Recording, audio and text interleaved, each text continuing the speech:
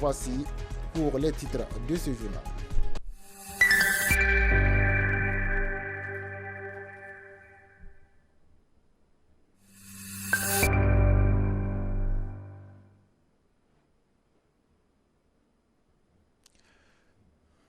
Dans la région du Nazino, précisément à Manga, une initiative majeure en faveur de l'éducation islamique voit donc le jour.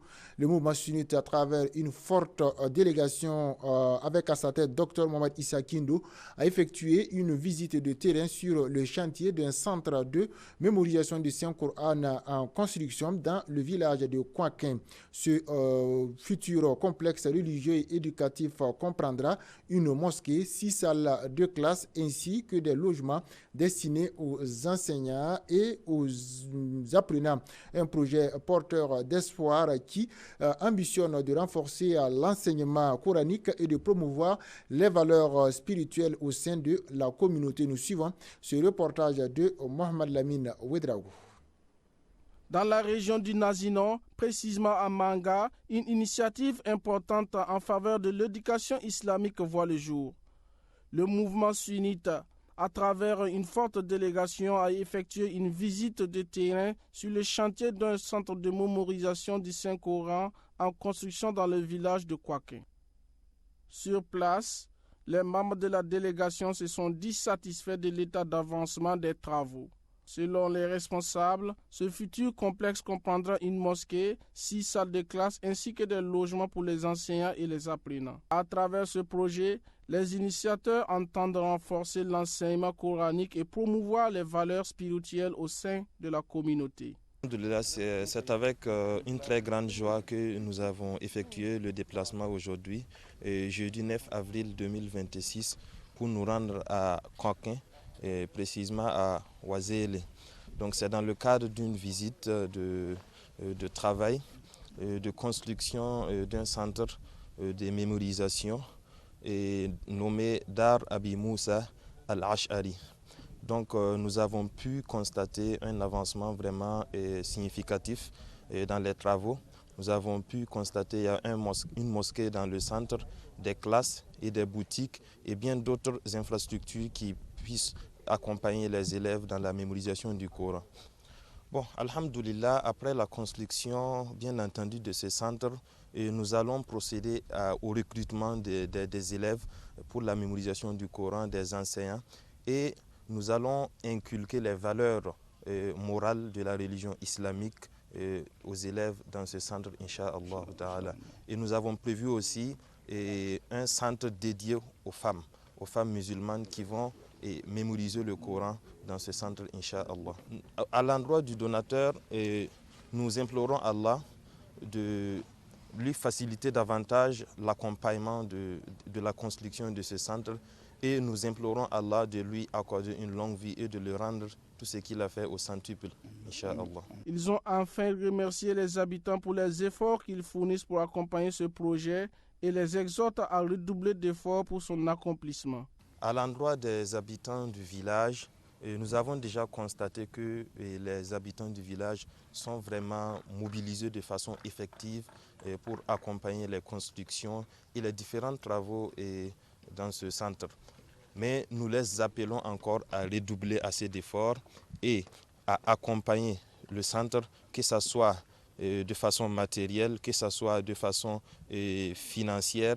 En tout cas, nous les appelons à redoubler assez d'efforts pour que ce projet connaisse vraiment une maturation assez conséquente, Inch'Allah.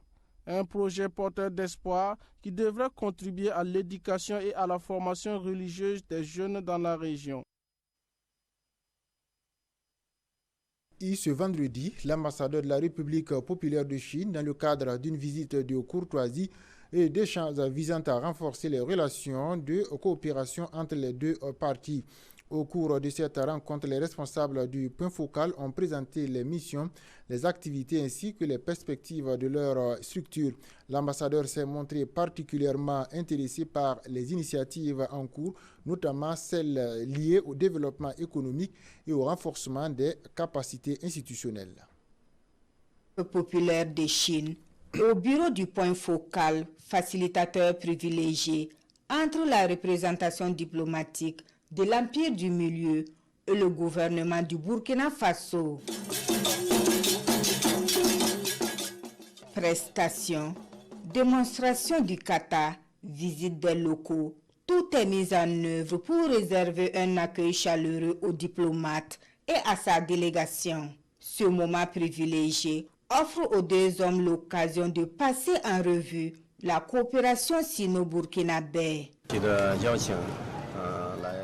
Aujourd'hui, je suis très heureux de cette visite.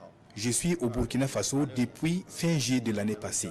Il était important qu'on ait cet échange franc et constructif. La coopération Chine-Burkina Faso est fondée sur la confiance mutuelle portée par un esprit de partenariat gagnant-gagnant. Un partenariat gagnant-gagnant dans divers secteurs de développement. La Chine populaire intervient au Burkina Faso dans les domaines de la santé, des énergies et de la défense.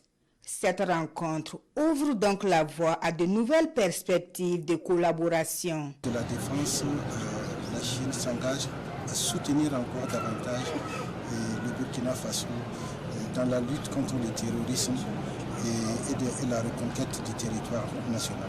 Pour l'obtention des visas, donc la Chine s'est engagée à accompagner le Burkina pour les séjours, soit par des séminaires, soit par des bourses au profit des jeunes burkinabés.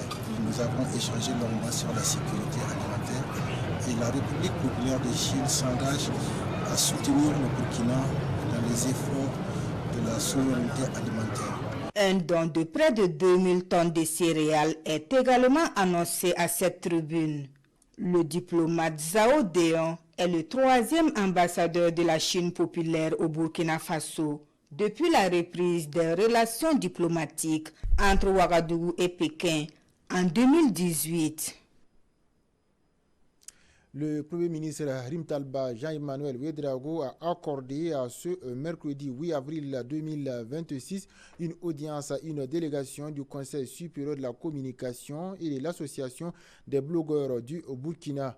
Conduite par le président du CSC, Louis Modeste Ouédraogo, la délégation a présenté le projet d'intégration de l'éducation aux médias, à l'information et aux réseaux sociaux dans les curricula de formation et les programmes scolaires au Burkina Faso.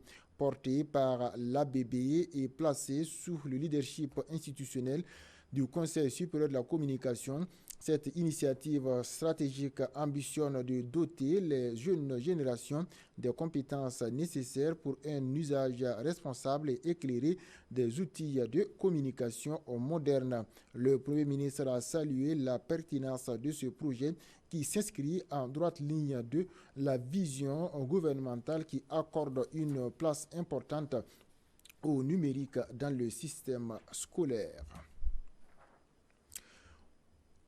Au Burkina Faso, la promotion de l'intégration africaine se renforce à travers des actions concrètes sur le terrain.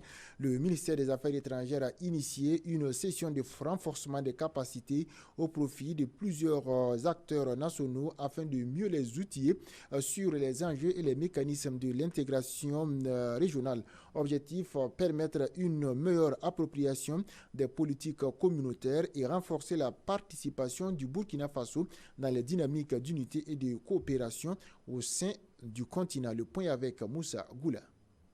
Département en charge des affaires étrangères pour renforcer les connaissances de ces hommes et femmes sur les options stratégiques du Burkina Faso en matière d'intégration sous-régionale. Pour le ministre Karamoko Jean-Marie Traoré, l'intégration sous-régionale prend en compte plusieurs aspects très importants. L'intégration, c'est une sauce avec des ingrédients que nous devons connaître. Ça s'appelle communauté, ça s'appelle synergie, mutualité, partage, communication. Mais pour cela, il faut d'abord se réunir et avoir cet échange d'appropriation. Je crois que c'est là tout l'intérêt de ce séminaire.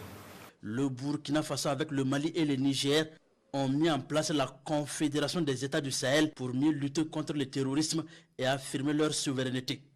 À ce séminaire de Ouagadougou, Le président de la Commission nationale de la Confédération des États du Sahel donne davantage les raisons de la création de cette confédération. La création de la confédération, la mise en œuvre de la Confédération des États du Sahel, c'est pour permettre d'atteindre ces objectifs.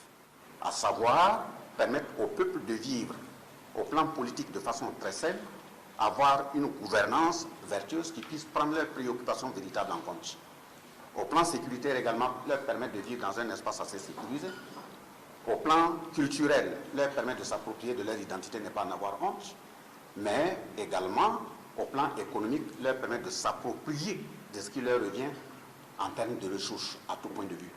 Le séminaire de mise à niveau sur la dynamique de l'intégration sous-régionale met l'accent sur des communications et des échanges sur l'historique de l'intégration, la création de la Confédération des États du Sahel et bien d'autres thématiques. Le ministre de la Sécurité, Mahamadou Sana, a présidé la cérémonie de lancement de la phase pilote du système de vidéo-verbalisation ce mardi 7 avril 2026 à Ouagadougou. Cette initiative inscrite dans la stratégie de modernisation de la sécurité intérieure vise à faire des technologies un levier majeur dans la régulation de la circulation routière. Face à la persistance de l'incivisme routier, identique comme l'une des principales causes d'accidents et de congestion, les autorités entendent instaurer un dispositif plus efficace, transparent et équitable dans le contrôle des infractions. La phase pilote en cours permettra de tester la fiabilité du dispositif, d'ajuster les procédures et de recueillir des retours des usagers en parallèle d'une campagne de sensibilisation. Le ministre d'État, ministre de l'Administration territoriale et de la Mobilité, M.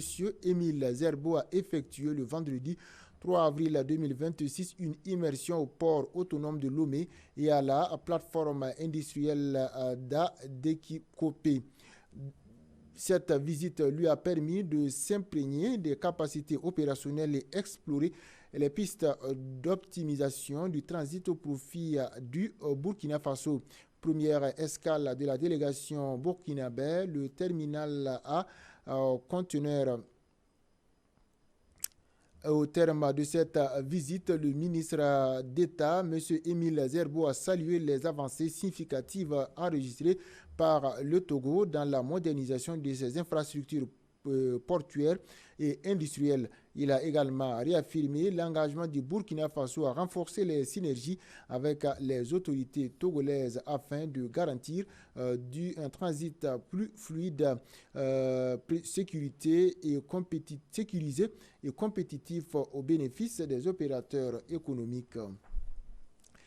Et la capitale nigériane Niamey accueille depuis le lundi de la réunion des experts préparatoires à la 5e session de la commission mixte Niger-Maroc, une rencontre stratégique qui vise à redynamiser un partenariat resté en veille ces dernières années et à l'adapter aux réalités actuelles. Durant 2 jours, les experts des 2 pays planchent sur plusieurs secteurs clés, notamment l'économie, la sécurité, le transport, l'agriculture ou encore la formation, avec pour objectif d'accélérer les projets communs et de renforcer les échanges.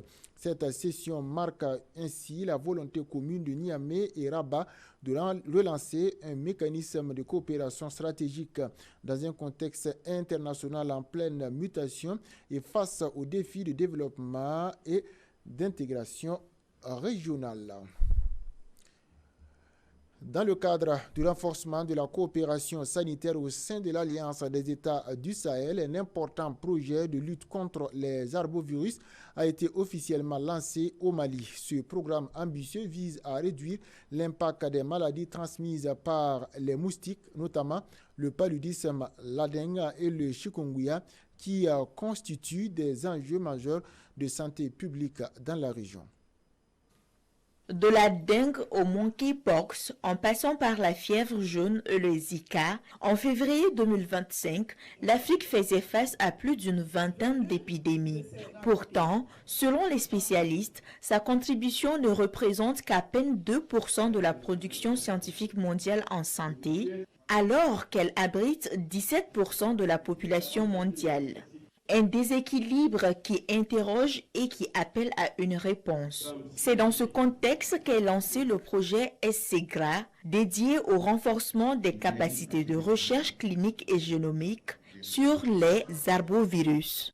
Il fallait renforcer les capacités en termes de ressources humaines capables de mener la recherche avant même que les épidémies ne se déclarent. Ce ne sont pas des maladies qui sont très connues en Afrique, et particulièrement en Afrique de l'Ouest. Mais nous avons constaté que ces maladies commencent à s'installer. Et les outils que nous avons développés avec nos partenaires nous permettent aujourd'hui de pouvoir détecter plus de 200 types de ces virus. En conclave, des chercheurs venus de 5 pays, la Guinée, le Libéria, la Sierra Leone, la Côte d'Ivoire et le Mali, entendent mutualiser leurs compétences et renforcer la coopération scientifique régionale.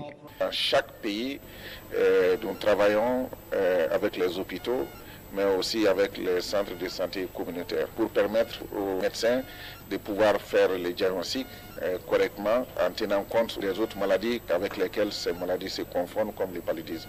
Au-delà de la surveillance, le projet prévoit des actions concrètes. L'octroi d'une 50aine de bourses de recherche, des échanges interinstitutionnels, ainsi qu'une 15aine de subventions pour soutenir des projets innovants sur les arbovirus. Ainsi s'achève ce journal. Merci de l'avoir suivi. Passez une excellente soirée en compagnie des programmes de la télévision de la Guidance. Wassalamu alaikum wa rahmatullahi wa barakatuh.